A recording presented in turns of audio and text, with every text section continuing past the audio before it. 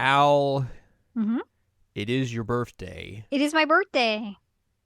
As we're recording this, it won't be by the time this comes out. No, it will no But, longer be my birthday. because it's your birthday, I figure we can throw you a bone and let you Thank talk you. about some Otome. Oh, sweet. Thank you. Appreciate it. Because I know we never really do that on this show. Never ever. So I figure we'll be very nice this week and let you have a little fun. Thank you. Thank you. You could have a little Otome as a treat.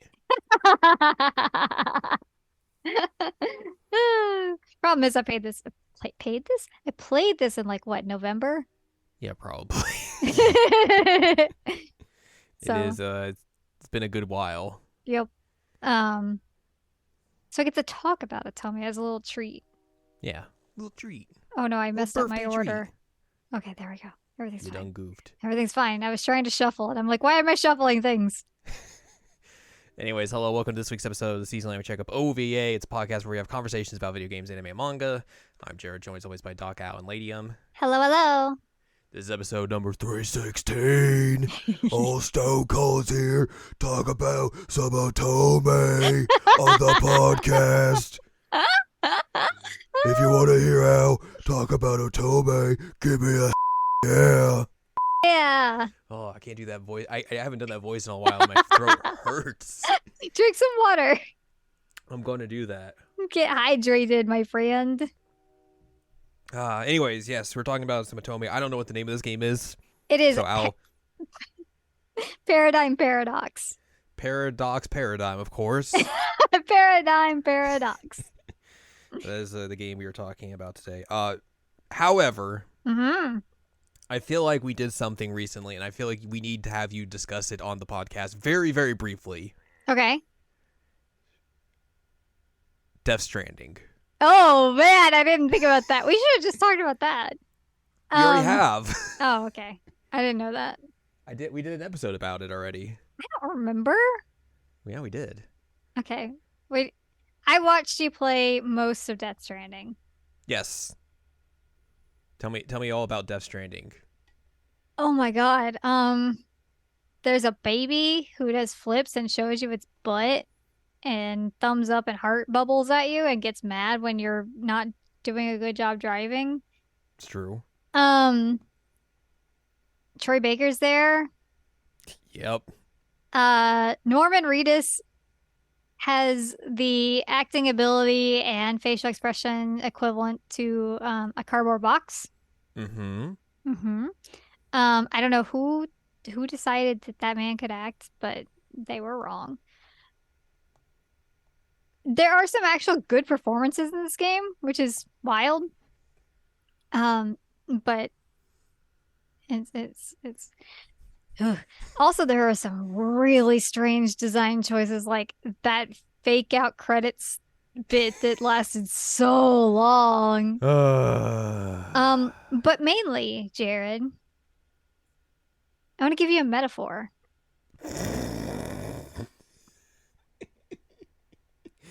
Oh, jeez. The writing is it sure is a thing. Princess Beach. This game is weird. Yep. Also, it's scary when you're driving because I'm always afraid you're gonna run off the road. How many times did I actually run off the road, though? Like twice, maybe. Which is not bad considering you played for 40 hours? Yeah. It's scary. But yeah, I just wanted Al to have some comments about the ridiculousness of what she had to see. I liked your walrus hood. Yeah, thank you. Thanks, Conan O'Brien. Yep. It was a weird video game. Yep. Sure was. Shout out to Die Hard man John McClane.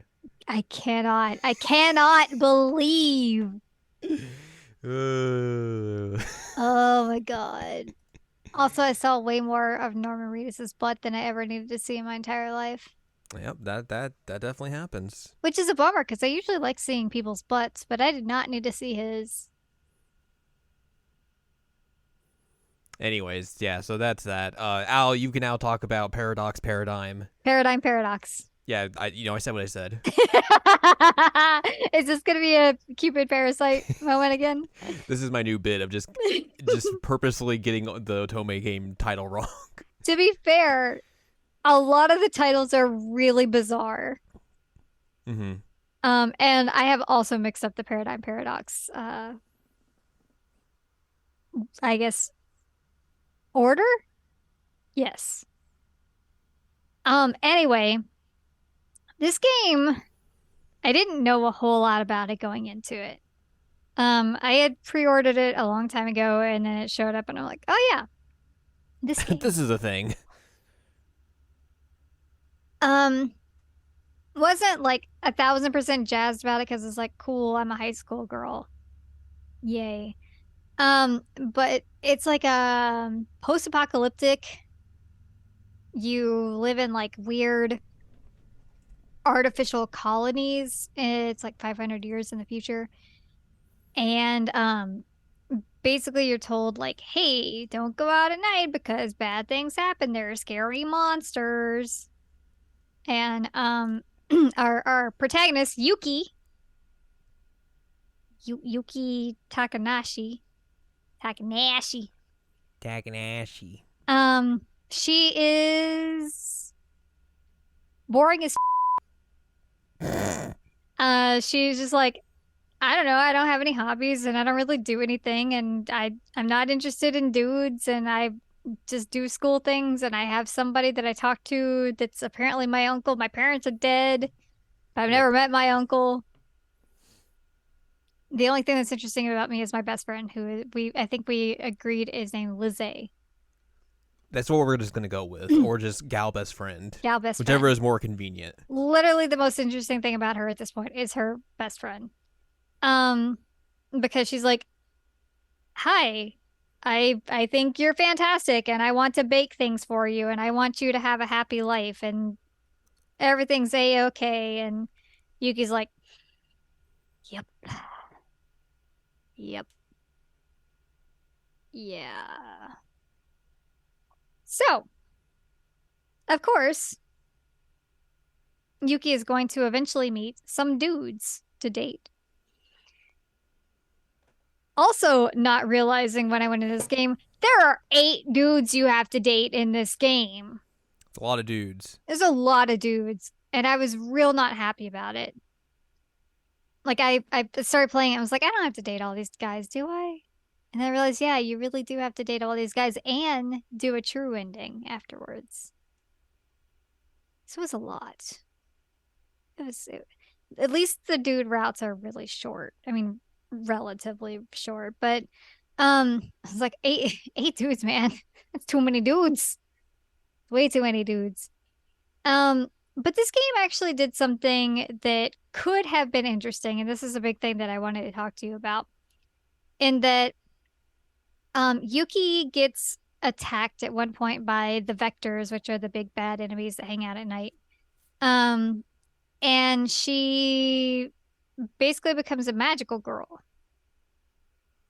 And she becomes part of this group called the Blossoms, I think. Um, and she's in there with 4 other girls, and they fight these vectors together. Yuki, being the generic Otome protagonist that she is, her special ability is augment. Um, Literally all she does is strengthen the power of whoever she's touching. That's it. That's her ability. That's a pretty lame protagonist ability. It's really lame, especially like one of them has like fire and one of them has like a weird like copy ability. One has like foresight. They have all these cool abilities. And it's like augment. Yay. Um, and like after she starts becoming part of the Blossoms, then like the dudes at school start really paying attention to her. Wow. Surprisingly enough, the Blossom gals are actually these dudes at school, which could have led to some really interesting things, right? This is just season 5 of Sailor Moon, Yeah, it is. You're right. or part 5, whatever you want to call it. Huh. um, yeah. I don't know. It's very weird to me because you don't really get a whole lot of interactions with the guys as the girls, like once you know who they are. Which is weird to me. Wait, Like, like once didn't she you say found, there was like 8 like dateables, but there's 4 dudes in this group she's in, and there's this 4 other dudes that she just like randomly will come across? okay, so that's Oh another no! part of this game Oh no! is that there's the hero side and the villain side. Oh. So the Blossoms are the hero side technically, and then the villain side you have two guys who are just like vector adjacent basically, and then you have somebody else you run into it who is also a girl, and she's like constantly asking you questions about what you think about things. Turns out, she's a dude too. Um, and Dude 2. yeah. The new gender. And then the last guy is like one of the like assistants for the Blossoms, but also like the janitor at the school, but also has like a big shady past. Also, he's a grown man, so it's disgusting. Actually, several of them are grown men, and it's disgusting. I don't like that. No bueno. No, like I like it when I get to date grown ass men in Atome because I'm like, you're a grown ass man. This is fine. But like when you're a high school girl and you're dating somebody who's like 26, 27, I'm like, nope, nope, nope, nope, That's a dynamic that's not going to work out. nope, nope. Um, yeah, it's just really weird that like once Yuki finds out like, oh hey, you are this character in the Blossoms, then like you don't really get that interaction anymore with them as like the girl. And the justification behind that, which is the whole thing, is that once you fall in love as a blossom, you start losing your powers, No, not my powers. which leads to some misunderstandings because Yuki doesn't lose her powers no matter what.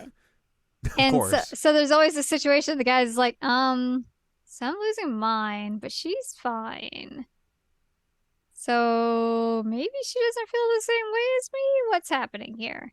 That happens in basically every single route where there's the heroes. Um, It almost feels like, I mean, obviously we haven't delved into like the actual like story bits or anything like that, but it almost feels like they kind of made this a gimmick, and mhm. then once you get past like you get the reveals and everything, there's kind of like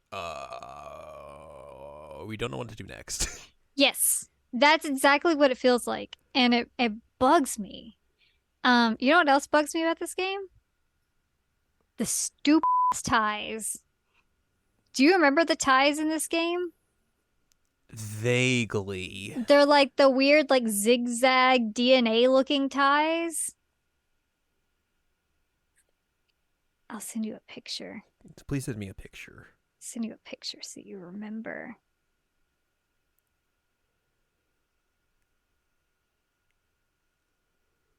Also, I was telling you before we started recording, if I had looked at these cards, I would have realized like, oh, it tells you who each girl is. Because I was like trying to figure out who it was when I was first introduced Oh, to them. Do you right. remember these stupid ties? These are bad. They're really bad. God, I hate these ties. I've been I looking feel at these like cards all the time, like, ugh. I feel like you've played like back-to-back Otome games where it was just like very bizarre and peculiar fashion choices in them. Oh, was the other one Love or Pretend? Whatever the last one you played was. Okay, yeah, but Love or Pretend was actually good, so. Right. Well, I'm not saying like that's indicative of like the quality of the game. It's just like they've had some very weird fashion choices. Very weird fashion choices. You are correct. But yeah, it just really felt like a gimmick, but not in a good Atome way. Like often they have gimmicks with Atome, and you're like, all right, cool. Like I'm on board with that. That's fine. This one just felt kind of cheap. Mm-hmm. Um, and it also was just like weird drama filled constantly because like, oh no, we're not really getting along right now in our personal lives, and now our fighting as the Blossoms is gonna be in peril and blah blah blah. It's like, guys, come on. Come on. Terrible. Terrible. Drama for the sake of drama is never good. It's not. It's really not. It's really, really not. Um, all right. Do you want to start talking about these dudes? Sure. Since we have 8 of them to talk about. Sorry, I'm not salty or anything. Okay, so first guy that I dated is Kamui Saibara? Saibara? I don't know. I think that's his name. He is That looks introduced. right. Yeah, are you looking at his name? Yeah, because it's the one you sent me. Oh, right. I forgot about that. Oh no, I just snorted. Please edit that out. Heck no. No. So he is older than you. He is a third year. And he is known for like being a playboy.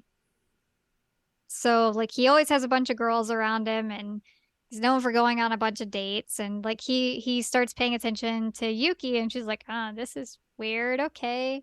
Guess he needs a friend. It's like, yep. Guess he needs Please a be my friend. friend. But he shows a lot of interest in her. More so than some of the other guys at first, which is interesting. He is Senna, who is the one with foresight, He's got 4 and eyes. it's and a lot of the story around him is that there are all these vector attacks, and basically the government decides like, okay, well, Senna makes people feel better with foresight, so we're gonna have you just figure out like, are there going to be vector attacks, and we're going to make you make an announcement. The problem is that if he uses his foresight powers too much, he starts losing his memory. That's the side effect. Yeah. Yep. um, all of that weirdness aside, um, I think he ended up getting his abilities like later down the road. I think he had like an illness or something, and he went to a doctor, and then like, oh wow, you have this ability to turn into a girl and have foresight. Wow. Um, you also get to meet his grandpa, and his grandpa is actually probably my favorite character in this entire game. Hey, I've got foresight too. No, I'll tell like you about the future. basically, like I said, it was kind of human experimentation that happened that caused him to become Senna. But his grandpa's like this weird little gremlin who likes tea and sweets and really just obviously loves this kid to pieces. It's really cute. Um, but yeah, there's this whole thing of him like at one point he really does lose his memory, um, because he keeps using foresight, and it's a big bummer. But Guess he didn't have the foresight to figure that one out. ah! Well, obviously it starts becoming an issue because as he falls in love with the protag, he's not able to use foresight as much. Oh no. Um, so he like volunteers himself up to basically become like a prisoner of the government, so that he can only do foresight. And Yuki's like, "No, bud, we're not playing this game." Breaks him out, and he's like, "Oh, I guess we're not playing that game." Okay. Um, it's fine. It's a fine route. He's probably one of my favorites of the entire cast of 8. That's not a good sign if the route is just fine and he's one of your faves. I mean, he like didn't have any like really big personality flaw per se. Like he was a nice dude. He was goofy. He got along with his weird grandpa. He was obviously way too self-sacrificing, which is a thing that happens a lot. My Um, sacrifice. but he wasn't like a complete weirdo, and he did genuinely seem to care about the protag, which is good. Um, so yeah, he was fine. He was a fine fella, I suppose. Um, hey, do you want to go into somebody who's not fine? Oh boy. That's the next guy. Miyaha Araki? Araki? I think that's how you say it. He is your tsundere, by the way, in case you need to know. He is younger than you. He is a first year. Everybody knows him as like the loner. He's usually in the library. Yeah. Um, he doesn't trust anybody. He is also Mocha. Well, just like old Stone Cold, DTA, don't trust anybody. Oh You take another drink. no. He's the one that has the ability to still enemy powers. So that's cool, I suppose. Um, this one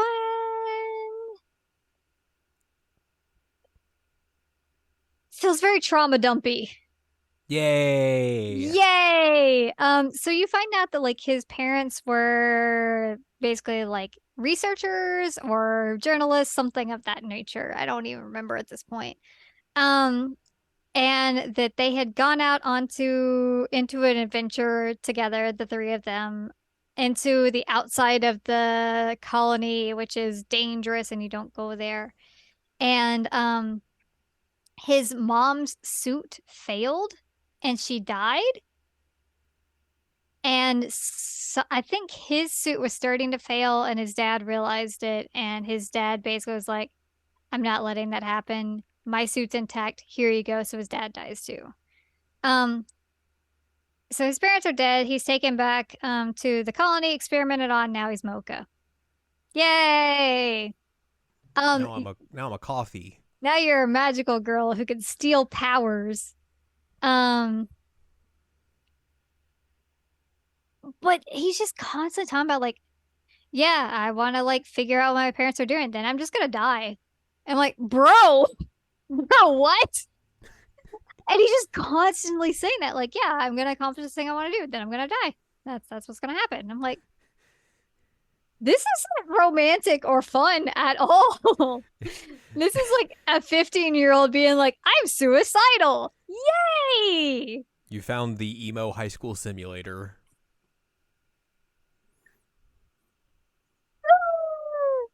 Um, so you end up like following in his parents' footsteps essentially and figuring out like, oh, there are colonies beyond our colony, and like they were trying to find out a big secret that you don't find out really what the secret is until much later in the game. Um, but you kind of become his like emotional support girlfriend, which is Great. gross.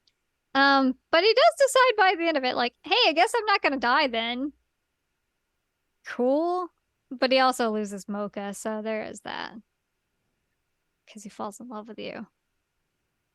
Oh no. Oh no. How dare he? Um, let's talk about one of my least favorite dudes in the game. This is downhill. It's all downhill from here. All Actually, downhill. actually, that's not true. There is one guy in here that is okay. He's okay. Um, this dude is named IMU Mamiya? Mamiya? Ayumu Uehara? Yeah, well, Oh no! okay, so he's the student council president. He's the same year as you. He is You're very, gonna very. pick me, right? You're He's. gonna choose me, right? It's not quite like that. It's It'd be very funny if it was. it's psychopathic in another way. Um, all the gals in the school are like he's the president and he's the council president. We all love him and he's beautiful. And look at his long hair and his ponytail and we love him and he's beautiful. Um. Also, his best friend is a fella named Tokyo, which we will talk about him in a bit. His name is literally Tokyo. Um, this dude has an obsession with his sister. Ducky. Yep, yep. He is completely obsessed. Oh, also he has fire powers. He's Fire Boy. Fire, fire. He turns into Haruka. That is his gal alter ego. Um, but yeah, he's basically like at one point Yuki decides like, oh hey, there's this girl in the library. I'm gonna talk to her and I'm gonna be friends with her. And Ayu's like, what? What do you mean you're gonna be friends with her? You can't be friends with her. You're disrespectful. You're terrible. Get out of here. I never want to see you again. It's like, bro, you need to chill. Um, so not only is he a creep when it comes to his sister, he's also just a jerk. So I'm Little like, poopy head. how is this romantic? None of this is fun. You're just a butt to me. Get out of here. I don't want to fall in love with you. Like literally the whole route, he's just a butt. He also like at one point like tries to throw a battle to get you hurt because of you getting close to his sister, which is messed up.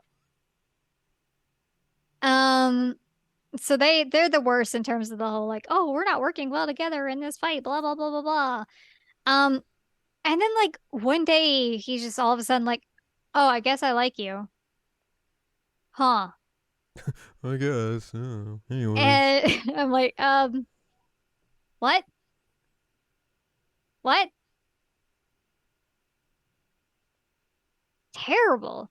Um, you also start to find out from his that like he has been experimented on since he was born. He's like been able to do weird stuff since he was a kiddo. And he made a deal with his parents who basically considered him a lab subject instead of a kid that like he would keep doing this to protect his sister because his sister like may potentially have stronger powers than him, but he doesn't want her to have to go through all this. Um so like at one point when he's like on the verge of dying, he's like, just take my body back to them and like they can experiment it on whatever they want. Just like leave my sister out of it. Like, Jesus Christ, you guys. Leave my sister out of it. What is happening? But like the obsession with the sister was not fun. It was not fun at all. I hated this guy. I feel like I'm surprised Absolutely. you made it your way all the way through this entire game at this point. And we're only 3 people in. I know. Okay, so I'm also surprised I made it all the way through. You're just built different. That's the thing.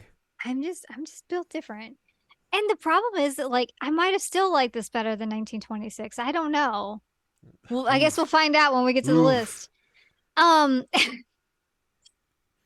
guess the good news is I did like the next guy. He was good. He's probably my favorite of the group, maybe, potentially. Hopefully. Hopefully.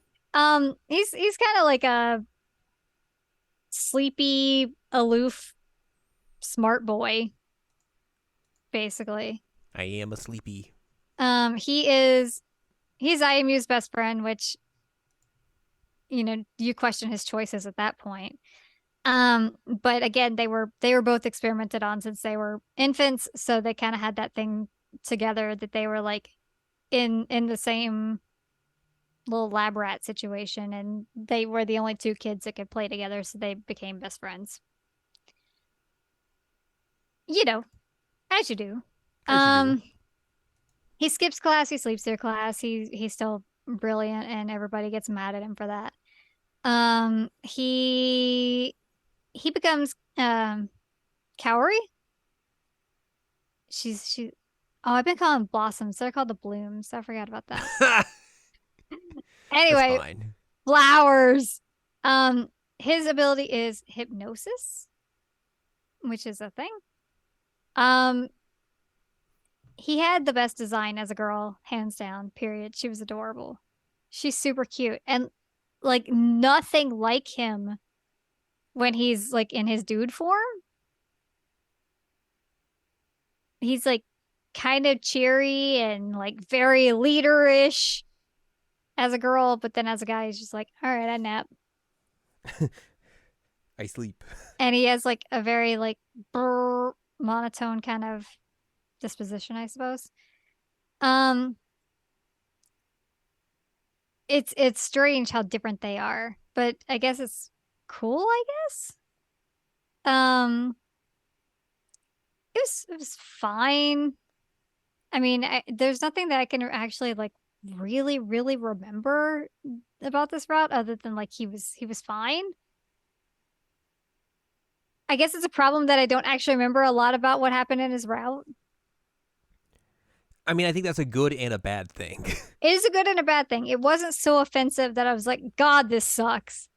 But it wasn't great enough that I was like, all right, I'll remember this. This was good. Um, yeah. They work well together, I suppose. You mainly you know what his you know what I would describe his as? His route was plot dump. Okay. So it wasn't really his route per se. It was like, hey, do you want some explanation on what's going on with these blossom bloom girls? Do you want some story? That's basically his route. It's just story. So I don't know. He's fine. I didn't hate him. He's probably one of my favorites. Like I said, I didn't remember much about his route. Ooh, That's boy. fine. Um, so let's start talking about the villains. I remember a lot Grr. more about them, but um, this first guy is a grown man, which is a problem. Boo. His name Hyuga. He basically shows up and has bunches of pew pew guns and is trying to murder everybody. Oh, I forgot to mention one of the big things that happens in this game. Like this is kind of a big deal. And tells you which side you're gonna go down. There's an attack on the colony by the villainy side, and Lizzie ends up getting attacked by a vector. And you end up going to like the lab where she's being held, and you find out like, oh, people who have been attacked by vectors typically turn into vectors. That's not good. It's not good. So, to get on the like justice side, on the good side, you kill your best friend as a vector. Great. Yep.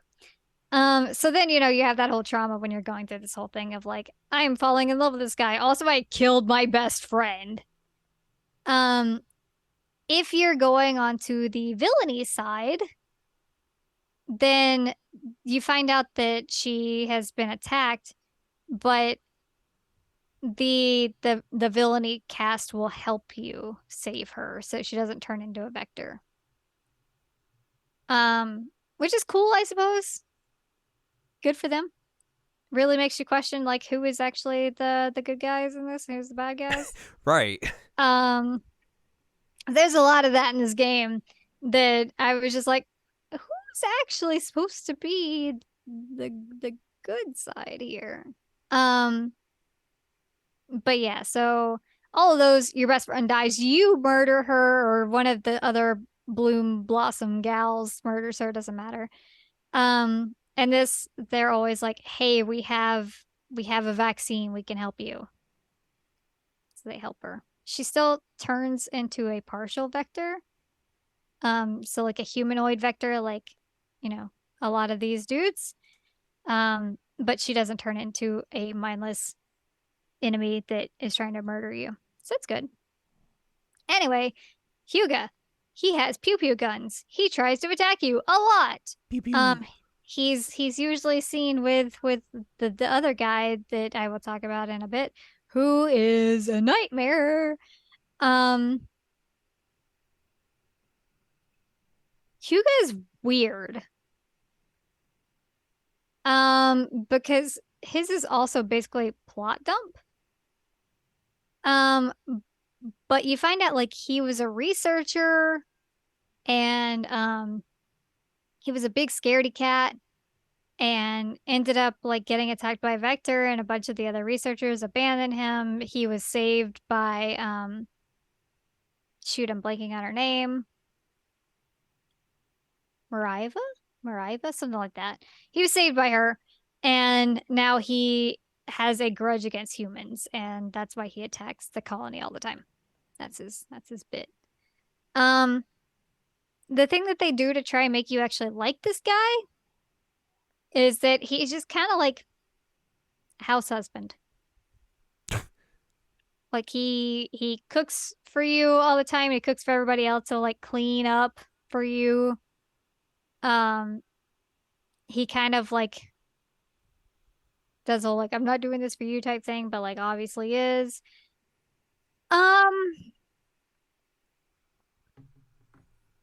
Yeah, he's basically revenge arc the route. He's Everyone's favorite. it just didn't feel like it was actually any romance here, which is good because he's in his late 20s or mid 20s, I don't remember. Either way, it just doesn't feel natural at all, and he's like kind of hates her for the most part. So it's weird. He also attacks you a lot, which is not sexy. You shouldn't do that. No. No. No. Um, which then brings me to Yukinami. This guy sucks so bad. So you remember we were talking about how Ayumu is like, hey, you love me and only me, right? Mm-hmm. Right? Right? Yeah. Right? Yeah. Yeah. Yeah. That's Yukinami. Yay. 2 characters of the same archetype? Wow. The problem is that Yukinami he's very violent when he finds out that like you're paying attention to somebody else per se. Like he comes across as like this really like the archetype of like the excitable guy that he's kind of quirky and like everything gets him really really happy. You know that kind of guy? Yeah. He's kind of like immature. That's what he's supposed to be like most of the time. He's just really, really like kid-ish. He's like a kid. Except for if he finds out that you're like talking to anyone else even, he just loses his absolute mind and becomes this psychopath who wants to kill everybody. And it's legitimately horrifying. And like Yuki the whole time is like, am I gonna set him off? Like if I do this thing, am I gonna make him go back into that crazy mode? And like that's not what you want. No. You don't that's not what you want for an adult No. He like attacks you multiple times and he like chokes you once and basically they're like, yeah, so he was experimented on as a child and he was considered like a failure experiment, and he broke out with a guy named Ibuki, and he basically just like never grew up. Like, great. That's always what you want to hear. Right? Like, oh good, this grown man is stuck in the brain like of a 12-year-old. And if you so much look at somebody else, he just loses it and gets violent. Like, you know I'm just not here for the abusive relationships, my friends. Not here for that. So I was kind of speeding through his because I'm like, nope, nope, nope, I don't like you. Don't got time for that. He's creepy. He's really creepy. So I mentioned Ibuki. He's next. Kind of surprised that he was the one that I did next, but um he's also not bad. He's kind of like soft-spoken and cryptic and also kind of secretly might want to see the world burn. Who knows? Um he is, as I mentioned earlier, he turns into Moravia, the girl who has been leading these attacks. And it takes a disgusting amount of time for Yuki to figure it out. Like he very clearly multiple times like indicates, yes, this is me. And she's like, oh wow, where did Moravia go? Or where did Ibuki go? It's like Who could this homegirl. be? And like she'll say something like that. He's like, I've been here the whole time. She's like, yeah, no, you haven't. You haven't been here the whole time. Like this version of person was here earlier, and like, bro, do you not realize like he's literally telling you that that's him, and you're ignoring it. There is Too big of a something mystery, clearly. really, really cool about Ibuki though. That I wasn't expecting. This is a weird thing for me to be like, this is cool. But whereas the other guys are like, yeah, like this is me, the girl version of me is just like my hero form.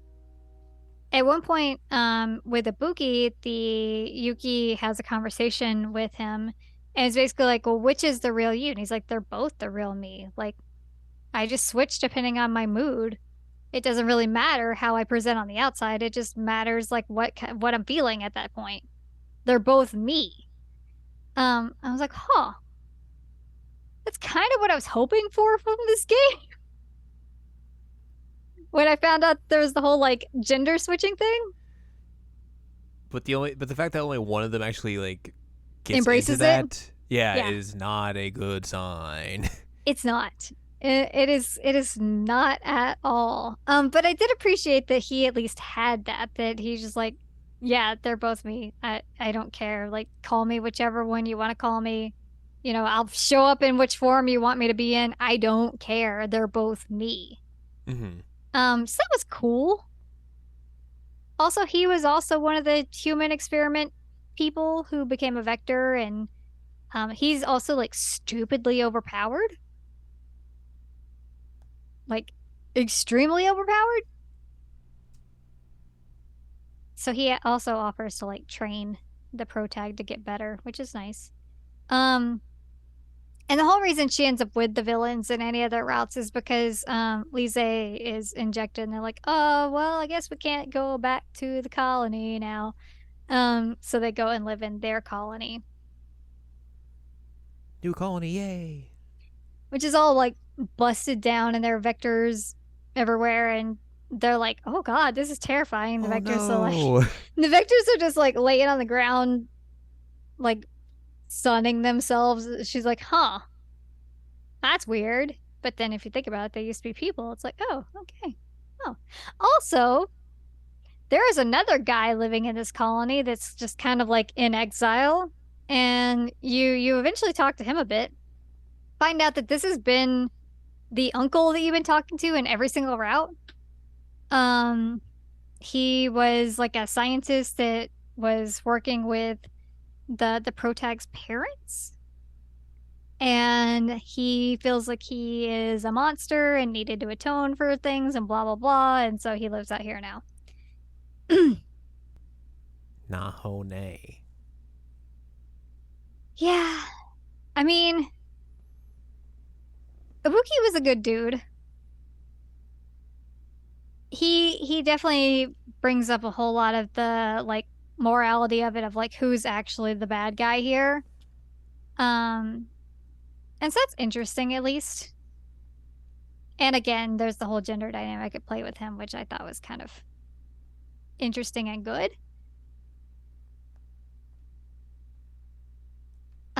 Which then brings us to Rio. Rio Tomotsuka? Anyway, he's the janitor, and he's also the like second in command of the Blooms, I guess. He's friends with the leader. Um it I don't know why this was here. That's always a good sign. He's like a decade older than her, if not more. I don't remember, but it's not good. He is very obviously an adult and mentioned several times, like, oh, you're just a kid. Like, I'm way too old for you. And it's like, bro, if you see that, maybe step back. Um, he also like implies at one point that he's just going to like sexually assault you. What the Yeah. Because like, oh, you're in this tent with a man. I'm a man, an actual human man, and like just threatens you. And she's like, oh, this is something dangerous. I shouldn't be here. You don't say. It's like, oh, like, sometimes you'll get that in like anime tropes of like, hey, I'm a dude, you shouldn't be in my room alone with me. You get that. But they don't usually threaten you and like get up in your space and like throw you on the bed. That's a whole thing. That. This, yeah, big time. So this guy is just a regular guy. He doesn't have any vector powers. He doesn't have any bloom powers. He's just a dude. He's also just not around a lot of the time. So like you have his route, he's just gone, and people are just talking about him. Because that's a good way to make romance happen. It's a great way to build up a character, of course. Yeah. Yeah. With his route, you find out that everybody's basically like, oh yeah, he's an enemy to all of us. Like, We all hate this guy. we all hate this guy. We just keep an eye on him because he's a bad guy. And it turns out that he's like from a like well-to-do family, and he explains to you like, yeah, so Japan is basically like a wasteland with these colonies in it, and it's a failed experiment. Like if you go outside of Japan, everything else in the world is normal. Like that's not post-apocalyptic anywhere. And so he's tasked with basically like seeing if there's anything worth salvaging in Japan before they just wipe it off the map with nukes. Which again, maybe they'll talk about nuking Japan. Yeah, yikes. Yikes. And so he's like, yeah, I've been living in basically they imply China. But my ancestors were Japanese and I wanted to find something of value and I'm overdue on giving them a report anyway, and so they're gonna attack anyway and blah blah blah. So that's a big part of his route, is just finding out like, oh hey, everything outside of Japan is normal. And hey, maybe we should figure out a way to protect ourselves from that. Like from being destroyed, maybe? I don't know, possibly. Which then leads us to the like final route, which is essentially that them all working together to prevent Japan from getting destroyed. It's basically a big fight. It's Punch, fine. punch, kick, kick. You use augment a lot.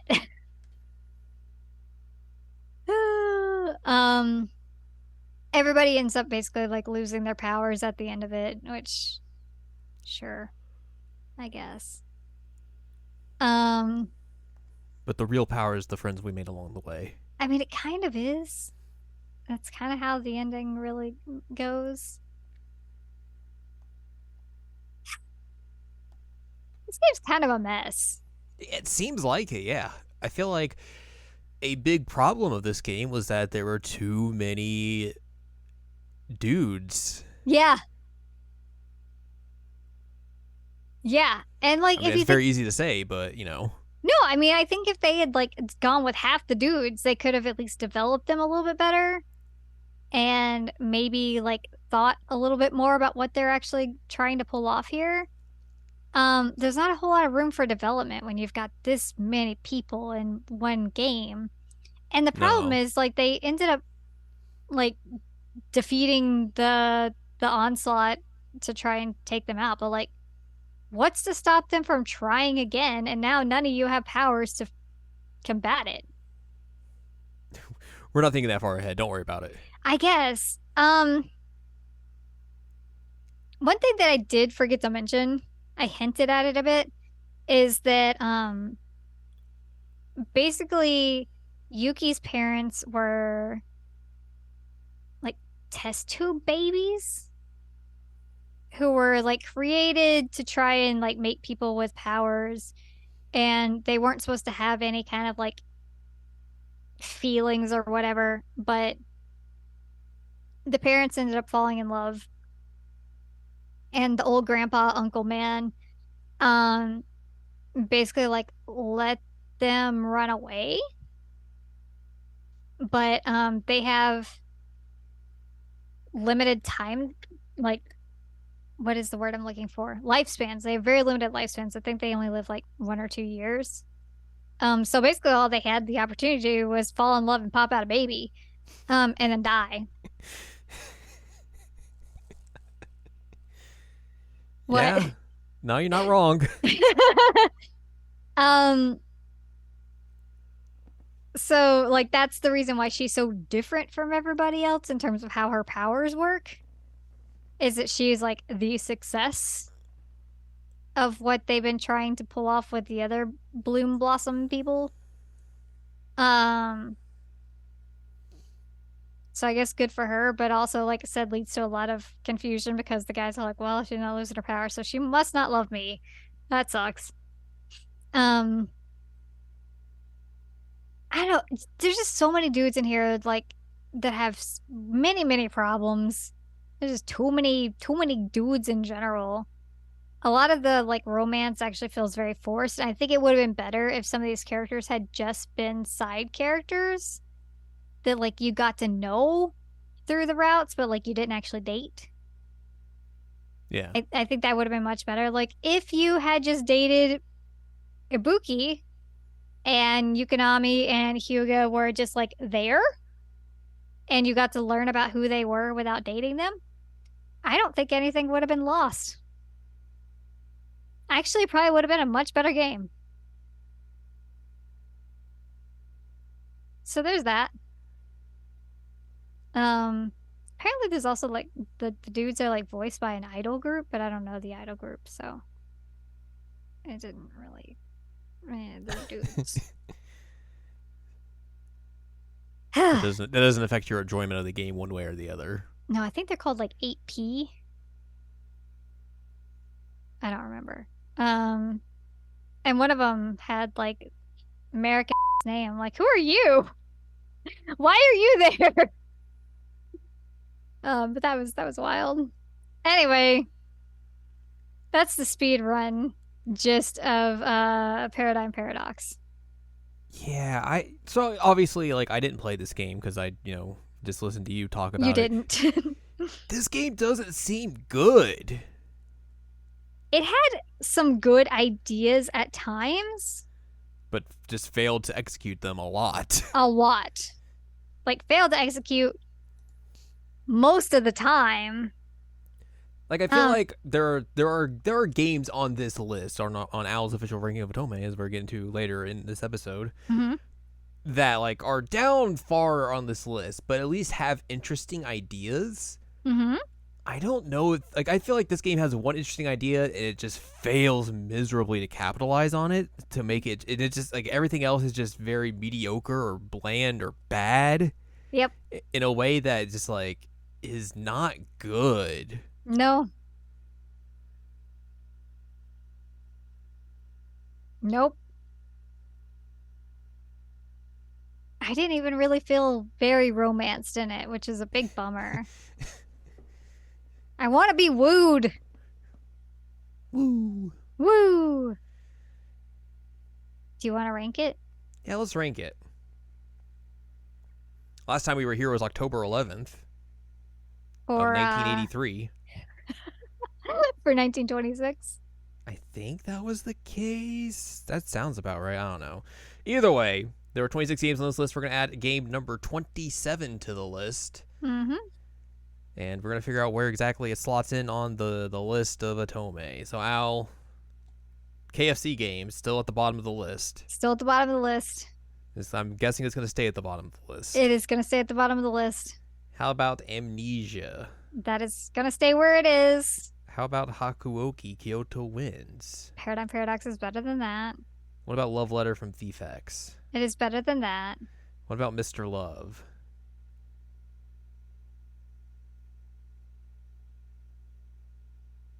I have feelings about Mr. Love now. But it did some more interesting things, I think. Yeah, look, I would be honest with you here. This might be the worst Otome game you've described to me in all of our Otome games we've talked about. Oh man, even worse than Love Letter from Thief X to you? At least that one had just like the dude who wanted to bang you all the time. Like that was funny. This just sounds boring. You know, you're right. You've convinced me. That guy at least was a horn. That guy was a character ball. and he's memorable. I don't think you'll remember anything from this game. No, you're right. You're right. You're right. You're right. That man, we still call him Turbo. Yeah. Unfortunately. So you know what? I think that's where we'll put it. Is below Love Letter from Thief X. Wow. What is this? Paradigm Paradox? Paradigm Paradise? Paradigm Paradox. Slotting in at number 24 on the list. It is only better than 3 games, 2 of which I don't think you finished. I didn't. So, I mean, there's still time. You could put this under those if you wanted to. The problem is I didn't play enough of those to even No, I fairly get judge. you. But you know, if I went and played them again, maybe I don't know. Amnesia's bad. Hakuoki might be more interesting, maybe. KFC game though, that game's bad. That game's real bad. But yeah, Paradigm Paradox slotting in at number 24 out of 27 on the list. At least the screenshot we're going to be using for this week is funny. The only decent thing about this game, it seems like. You're not wrong. But at least there is that.